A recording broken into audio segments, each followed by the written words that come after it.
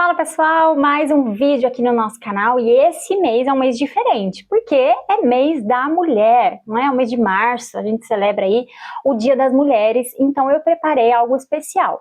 Uma vez por semana eu vou postar um vídeo falando sobre uma ou umas mulheres da Bíblia que foram muito relevantes para o seu tempo e ali a gente vai poder refletir, tirar histórias muito bacanas dessas mulheres. Então vem comigo esse mês que você não vai se arrepender. Agora, para o nosso primeiro vídeo dessa série de devocionais, eu quero começar fazendo uma pergunta para você. Qual dessas mulheres você acha que é mais relevante como cristã?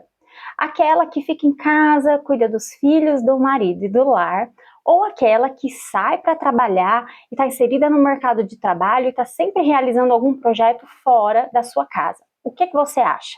Fica comigo que a gente vai refletir um pouco sobre as nossas ações e sobre o nosso propósito.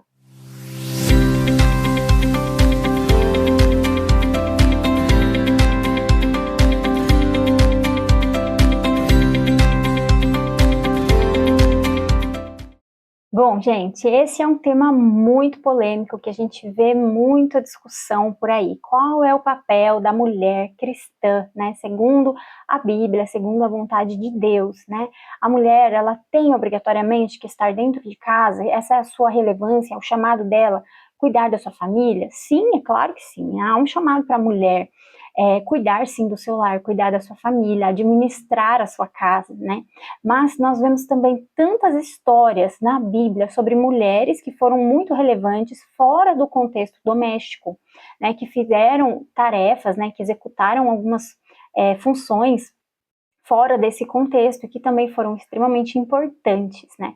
E nós vemos também em toda a narrativa bíblica sobre o quanto Deus valoriza a mulher, o quanto nós vemos Deus mostrando o seu cuidado, o seu zelo, se revelando a muitas mulheres na Bíblia, ouvindo as orações. Nós vemos o quanto Deus zela, o quanto Ele ama e o quanto tem características tão específicas, né, que Ele entrega para as mulheres e tarefas importantes para elas também. Agora, nos dias atuais, desde muitos e muitos anos atrás, esse debate parece que não se finda, né? Parece que a gente está sempre discutindo sobre o papel da mulher, que ela deve ficar dentro da sua casa ou que ela deve sair para trabalhar e conquistar o mundo lá fora, né? Agora, uma coisa que Deus deu para a mulher, que eu acho que eu tenho muita segurança em falar isso, mas que o homem não tem, na verdade, ele até tem essa característica, mas não como a mulher, é o poder de ser multitarefas, não é? A mulher, assim, é um ser inspirado por Deus. Ela executa muitas tarefas de uma vez, muitas vezes, mas a mulher, ela consegue ter um poder de equilíbrio muito grande, de executar muitas coisas e conseguir equilibrar e conseguir dar a atenção necessária e a atenção devida para todas aquelas coisas, né? Uma organização muito peculiar, né? Que é uma característica muito da mulher. Então, ela tem essa capacidade de executar muitas tarefas. Então, ela também não fica limitada tão somente a uma tarefa específica. Não, o meu chamado é só cuidar da minha casa. A mulher, ela consegue cuidar do seu lar, cuidar dos seus filhos, preparar a janta, né? Ainda ser relevante lá na sua igreja, participar dos ministérios, trabalhar fora, participar de algum projeto social, não é? Tudo isso ela consegue ir equilibrando e executando com muito louvor. É claro que tem as coisas que você precisa dar mais atenção do que outras, mas a mulher, ela tem essa capacidade multitarefa. Mas o que a gente vê muito é que muitas mulheres acabam se frustrando com o seu propósito, digamos assim, porque elas estão executando uma tarefa, mas elas não estão, na verdade, dentro do seu propósito. Então, eu já vi muito isso e já passei por isso, né? De você, por exemplo, a mulher que está dentro de casa, cuidando dos seus filhos tão somente, cuidando do seu lar, mas ela deseja estar fora, ela deseja executar outra tarefa, ela deseja trabalhar, ou ela deseja fazer algum outro projeto, ela se sente sufocada por aquela função de estar exclusivamente dentro da sua casa. Ao contrário, muitas mulheres estão lá no mercado de trabalho, crescendo profissionalmente, mas gostariam tanto de estar em casa cuidando dos seus filhos. E aí isso gera o quê? Frustração no coração da mulher. E a frustração desequilibra totalmente o coração, a mente e, consequentemente, as tarefas que são executadas, né? Então, nós vemos muitas mulheres frustradas por não conseguirem chegar ao que a Bíblia chama de gozo, de alegria, de contentamento no seu propósito. Para cada uma de nós, há um propósito específico. E aquilo que funciona para mim pode não funcionar para você. Nós somos seres diferentes. Não há um padrão geral de todo mundo tem que ser igual. Todas as mulheres precisam seguir o mesmo caminho. Não é assim que Deus nos fez, não é assim que Ele age. Sabendo também que a nossa vida ela é feita de momentos. Se hoje, por exemplo, eu estou dentro da minha casa cuidando dos meus filhos, eles são pequenos, eles precisam mais de mim, talvez amanhã esse cenário já mude, os meus filhos vão crescer, eles vão encher a sua semana de outras tarefas e já vão para uma outra realidade. Então, a minha realidade também vai mudar. Ou talvez se hoje eu estou inserida no mercado de trabalho, estou trabalhando muito, mas amanhã talvez eu queira fazer uma pausa, queira parar um pouco para estudar alguma coisa que eu goste, um sonho, né, tirar um sonho do papel, ou eu queira me dedicar a ter mais filhos. Então, a nossa vida, ela não é engessada. Preciso ser essa mulher que fica dentro do lar, ou ser essa mulher que conquista todo o mercado de trabalho durante todo o trajeto da minha vida. Cada época requer uma ação, não é?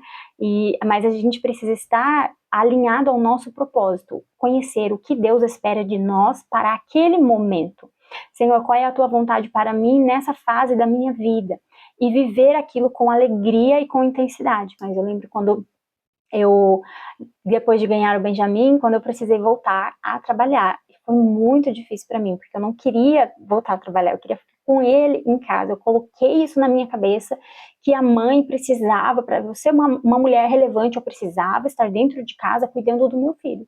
E depois eu fui entendendo que não era bem assim, a realidade de outras pessoas não precisa ser a minha realidade. E hoje eu trabalho e sou muito relevante no meu contexto, dentro da minha casa, como esposa, como mãe, né? Como também produzindo no meu trabalho, na minha igreja local, eu tô sempre fazendo alguma coisa. E eu brinco com meu marido, eu falo pra ele, meu bem, quando que eu vou ser esposa premium? Vou ficar dentro de casa sem fazer nada, sem nenhuma tarefa, não vou trabalhar. Ele olha pra mim e fala, eu duvido que se você pudesse ficar em casa em tempo integral, você não ia rapidinho arrumar um monte de coisa pra fazer, porque você não para. E essa é uma realidade, faz parte de mim, da minha característica. Isso sou eu, mas isso pode ser diferente para você. Então a gente precisa entender que há um propósito de Deus para as nossas vidas. E eu quero te mostrar, sem mais delongas, já falei demais, te mostrar aqui na Bíblia uma história de duas mulheres que se cruzam nesse conflito. De uma mulher que está lá fora, sendo extremamente relevante, fazendo muitas coisas, e de uma outra mulher que está dentro da sua tenda, né, no contexto bíblico, que é a história de Débora e Jael. Já ouviu falar nelas? Essa história está lá no livro de Juízes, capítulo 4 e 5. A gente vai ler um pouquinho do capítulo 4 e depois eu vou lendo só mais alguns versículos. Versículo 1 diz assim: depois da morte de Eude, mais uma vez, os israelitas fizeram o que o Senhor reprova. Assim, o Senhor os entregou nas mãos de Jabim, rei de Canaã, que reinava em Azor. O comandante do seu exército era Sísera, que habitava em Arosete-Agoim. Os israelitas clamaram ao Senhor, porque Jabim, que tinha 900 carros de ferro, os havia oprimido cruelmente durante 20 anos. Débora, uma profetisa, mulher de Lapidote, liderava Israel naquela época. Ela se sentava debaixo da tamareira de Débora, entre Ramá e Betel, nos montes de Efraim, e os israelitas a procuravam para que ela decidisse as suas questões. Débora mandou chamar Baraque, filho de Abinoão, de Quedes, em Naphtali, e lhe disse: o Senhor, o Deus de Israel, ordena a você que reúna 10.000 homens de Naphtali e Zebulon e vá ao Monte Tabor. Ele fará que Sísera, o comandante do exército de Jabim, vá atacá-lo com seus carros de guerra e tropas, junto ao rio Quizon, e os entregará em suas mãos. Baraque disse a ela: se você for comigo, irei, mas se você não for, não irei. Respondeu Débora: está bem, irei com você, mas saiba que por causa do seu modo de agir, a honra não será sua, porque o Senhor entregará Sísera nas mãos de uma mulher. Vamos mais adiante, a partir do versículo 16. Diz assim: Baraque perseguiu os carros de guerra e o exército até Arosete-Agoim. Todo o exército de Císera caiu ao fio da espada, não sobrou um só homem. Císera, porém, fugiu a pé para a tenda de Jael, mulher do queneu Eber, pois havia paz entre Jabim, rei de Azor, e o clã do queneu Eber. Jael saiu ao encontro de Císera e o convidou. Venha, entre na minha tenda, meu senhor, não tenha medo. Ele entrou e ela o cobriu com um pano. Estou com sede, disse ele. Por favor, dê-me um pouco de água. Ela abriu uma vasilha de leite feita de couro, deu-lhe de beber e tornou a cobri-lo. Císera disse à mulher: fique na entrada da tenda. Se alguém passar e perguntar se há alguém aqui, responda que não.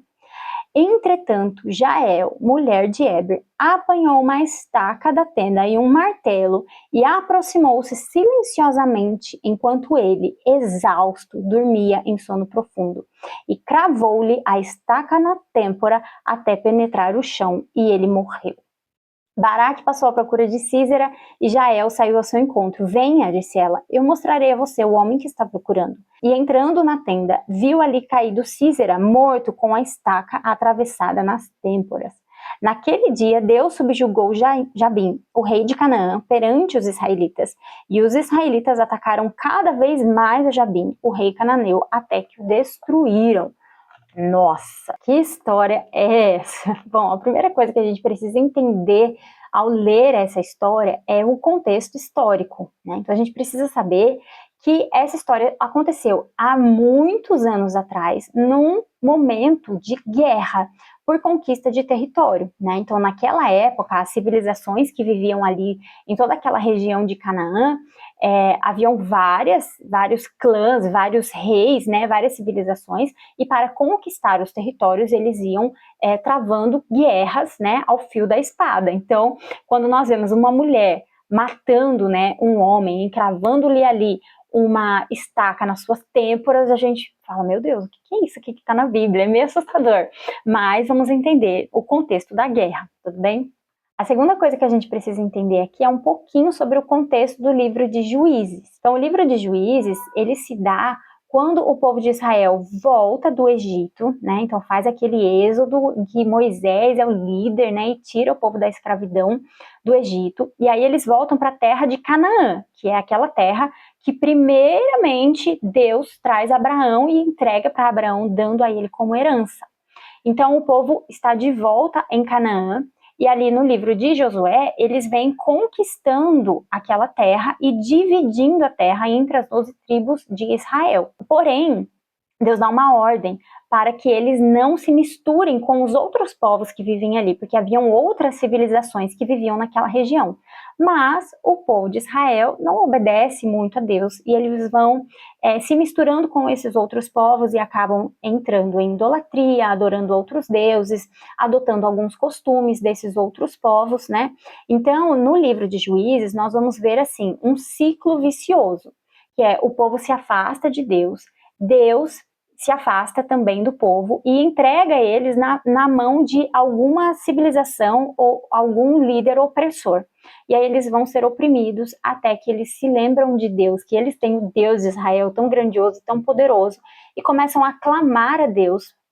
E aí Deus, por sua tamanha misericórdia, levanta um líder. E aí esse líder é chamado de o juiz de Israel. Então, no livro de Juízes, nós vamos ter vários juízes levantados por Deus para a libertação do seu povo. E aqui é a vez de Débora. Né? É muito interessante isso, ver que uma mulher foi líder em Israel. Né? Ela foi uma juíza em Israel. E o texto vai nos dizer que Débora, ela não era só a juíza, a líder de Israel naquele momento, ela era também uma profetisa, e ela era a esposa, né? Tem aqui até o nome do seu marido, então ela liderava Israel nessa época, e ela ficava debaixo de uma árvore bem grande, uma tamareira, e ali todas as pessoas ali de Israel vinham trazendo os seus casos para que Débora ajudasse a resolver e desse a sua sentença, né, como juíza. Então ela ficava ali trabalhando fora do seu contexto doméstico, todos os dias. Ela estava liderando o povo de Israel, que era um povo muito numeroso. Só que o povo vinha sendo oprimido por esse rei, que é o rei de Canaã, chamado Jabim, durante 20 anos. Até que um dia Débora, né, como era uma profetisa do Senhor, ou seja, ela transmitia a vontade de Deus para o povo de Israel, ela chama o general ali do exército de Israel, que é o Baraque, e fala para ele, olha, pode reunir o seu exército, 10 mil homens, porque Deus já nos entregou nas mãos esse rei e esse comandante, né, do exército inimigo, que era o Sísera. Só que Baraque fica com medo, porque a Bíblia diz que esse exército inimigo tinha uma tecnologia, né, que eram os carros de guerra, que para aquela época era algo muito tecnológico, e eram 900 carros de guerra, ou seja, era um exército extremamente fortificado, né, com um poder militar. Então Baraque fica com medo, e ele diz, se você for, eu vou, se você não for, eu não vou. Então ele está chamando Débora para ir guerrear junto, e ela vai. Só que ela fala para ele, olha, a glória não vai ser sua. Pelas mãos de uma mulher, você vai ter essa vitória. Então nós vemos aqui a história de uma mulher que está sendo extremamente relevante no povo de Israel, fora do contexto do lar. Por outro lado, né, nós vemos que a guerra acontece e o exército inimigo do rei de Jabim começa a perder. E Sísera, ele vê que os carros de guerra dele estão sendo destruídos, você pode ler todo o capítulo 4, ele começa a perder, então ele desce do carro dele e começa a fugir a pé, até que ele chega na tenda dessa mulher chamada Jael. Essa mulher chamada Jael, ela não era uma israelita, mas ela estava ali próximo. A Bíblia diz que ela fazia parte de um clã do seu marido, que era o clã dos queneus, né? Então eles estavam vivendo ali próximo ao povo de Israel. Então ela estava vendo a opressão que o rei praticava contra os israelitas, mas o clã dela era aliado ao rei. Mas ela vê o comandante do exército, Sísera, chegando perto da casa dela e ela já viu ali que ele está sozinho, que ele provavelmente está perdendo a guerra. Então ela tem uma escolha a fazer. Convida ele para entrar na sua casa, ela é uma boa hospitaleira, então ela tem ali todos os princípios de uma mulher que cuida do seu lar, que cuida da sua casa, ela o convida, ela dá para ele um copo de leite, ele pede água e ela dá o leite, né, que traz aquela sensação de aconchego, e ele dorme dentro da tenda dela, porque ele estava exausto da batalha, e então ela mata ele, né? A Bíblia diz que ela pega uma estaca lá e enfinca nas suas têmporas, né? Que é nessa região aqui, enquanto ele estava dormindo. E ela mata ele, né? Aliando-se, digamos, a partir de agora, aos israelitas. Então ela foi um instrumento de Deus dentro da sua casa, no contexto doméstico, para destruir o exército inimigo. Agora, vamos tirar aqui algumas lições práticas dessa história. A primeira coisa que me chama muita a atenção é que cada uma delas tem uma relevância dentro do seu propósito. Débora era essa mulher que ela cuida da sua casa, mas que ela sai para trabalhar. Ela era juíza, ela era profetisa. Depois nós vamos ver que a mulher era compositora, porque ela compõe um cântico ainda quando eles vão celebrar a vitória da guerra. Então ela era multitarefas e era uma mulher de alta relevância na sociedade. Todas as pessoas de Israel conheciam Débora e respeitavam Débora como essa mulher de uma alta posição, não é? Mas ela estava executando o seu propósito. E por outro lado, nós temos Jael, que era relevante dentro do contexto da sua casa. A Bíblia diz que ela era uma mulher que vivia nas tendas, ou seja, ela era uma mulher do lar, né? Então provavelmente ela estava ali varrendo a sua casa e de repente chega o inimigo, né, o comandante do exército inimigo, e ela precisa agir rapidamente. E uma característica que me chama muita atenção aqui na história de Jael é que eu imagino que ela teve essa atitude também para proteger a sua família, que é exatamente o que nós, mulheres do lar, fazemos, protegemos os nossos. Porque pensa comigo, ela vê Sísera se aproximando, sozinho, sem nenhum escudeiro, ele era o comandante, ele era o líder do exército, sozinho. sem nenhum cavalo, nenhum carro de guerra. O homem que tinha 900 carros de guerra à sua disposição. A pé, cansado, possivelmente ferido. Então ela imediatamente já faz o diagnóstico e vê que ele perdeu a batalha. Ela tem que pensar muito rápido, porque se ele perdeu a batalha, Israel será vitorioso, e se ela se alia a Sísera, Israel poderia posteriormente vir também contra o clã dela. Então ela tem que proteger os seus. Ela extermina Sísera e se alia rapidamente a Israel, porque quando Baraque, que era o comandante de Israel, passa, ela já chama ele. Ela fala, olha, vem aqui ver quem está na minha casa, quem está na minha tenda. Então ela mostra para Baraque que o líder ali do exército inimigo já estava morto pelas mãos dela. Então, cada uma delas tinha uma vida muito diferente, mas ambas foram relevantes, ambas foram usadas por Deus dentro do seu contexto. E uma segunda característica que eu acho que a gente pode tirar como lição dessa história é que nós precisamos nos alegrar com o nosso propósito. Nós vemos que Jael, quando ela executa o inimigo, ela já chama rapidamente o comandante do exército de Israel e vem e fala, olha o que eu fiz, né? Olha lá, o inimigo já está prostrado, ele já está morto, ele já está derrotado, porque eu executei essa tarefa. Então ela se sente parte daquilo, ela se sente parte daquela batalha e sente que o trabalho dela foi relevante. E ao mesmo tempo, a Débora, depois da guerra, né, quando eles saem vitoriosos, eles fazem aquela passeata da vitória e ela compõe um cântico, né? Ela compõe e canta esse cântico. E nesse cântico, ela fala que ela foi levantada como uma mãe para Israel. Então é assim que ela se sente, né? Eu sou uma mãe de Israel, eu estou cuidando do povo que Deus me deu para cuidar, né? Então ambas sentem prazer e alegria em executar o seu propósito em contextos diferentes, mas se sentem relevantes naquilo que elas estão fazendo.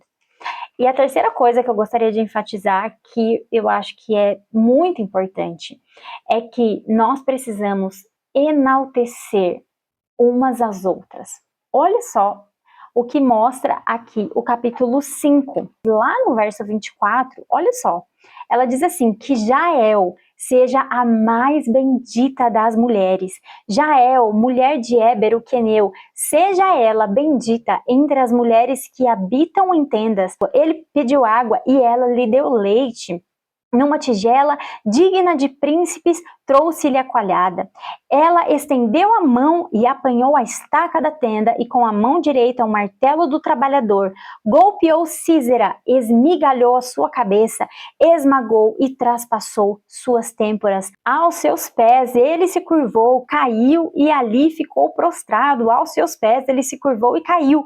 Onde caiu, ali ficou morto. Então olha só, a Débora faz uma poesia, né, sobre esse fato que aconteceu.